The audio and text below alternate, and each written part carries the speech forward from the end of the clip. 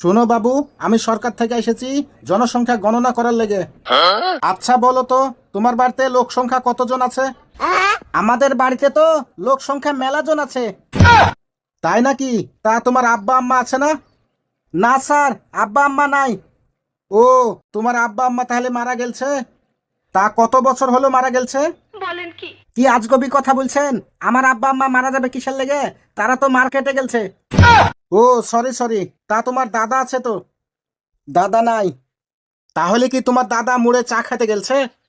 আরে না না, দাদা তো মারা গেলছে, অনেক বছর হলো। তাহলে কি তোমার চাচা আছে?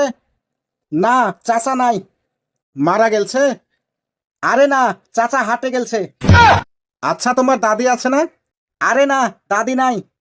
তোমার দাদি কি তাহলে হাটে গেলছে? আরে না, কিছুদিন হলো দাদি মারা গেলছে। আচ্ছা তোমার ছোট ভাই আছে কি? না। তাহলে কি হাটে গেলছে? আরে না, তাহলে নিশ্চয় মারা গেলছে। স্কুলে গেলছে, স্কুলে।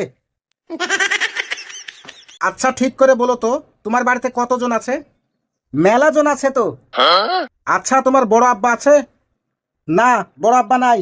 তাহলে কি হাটে গেলছে? না, হাটে যায়নি।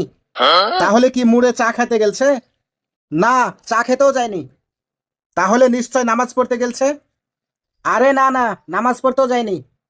তাহলে অবশ্যই মারা গেলছে। ধুর, আমার তো বড় আব্বাই নাই, আমার আব্বাই তো সবার বড়।